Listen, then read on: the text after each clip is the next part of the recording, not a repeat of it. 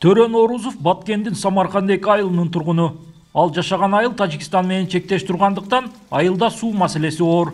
Анткени суугат мезгилде тажик тарап Самаркандек айылына суу бербей коет. Суунун таңкыстыгынан айылдагы элдин эккен эгини болбой, бак дарагы куурап жөнөгөн. Эгин мана көрдүң мана эгин. Суу жок. Мана куруп атат. Мана кургануу жок, оодарып атам мен.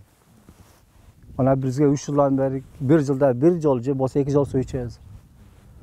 Булдан Тажик Алтаты каналдан бизге суу келет. Суу проблема. Эгинде келбей аз мана шаарак турган. Кыргызстандын айрым айылдарына Тажикстан аркылуу суу өтсө, ал эми Тажикстанга Баткен районундагы Төрткүл суу сактагычынан суу берилет. Андыктан суу чарба кызматкерлери суу маселесин макулдашуу жолу менен чечүүгө аракет кылышат.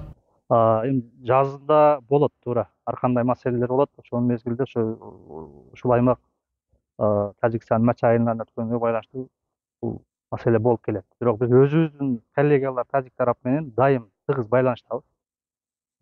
Чечкенгечи. Бирок бир аз убакыт кармап калып атат. Ушундай нерселер болуп, бир аз тосголдук болот да. Кыргыз-Тажик чек арасындагы суу маселеси ушул жылдын 2-февралында өткөн президенттин Баткен облусундагы ыйгарым укуктуу өкүлү Абдикарим Алимбаевдин Согди облусунун жетекчиси Раджаббай Ахмадзада менен болгон жолугушуусунда көтөрүлдү. Анда тараптар суугат мезгилинде сууну туура пайдалануу боюнча сүйлөшүшкөн.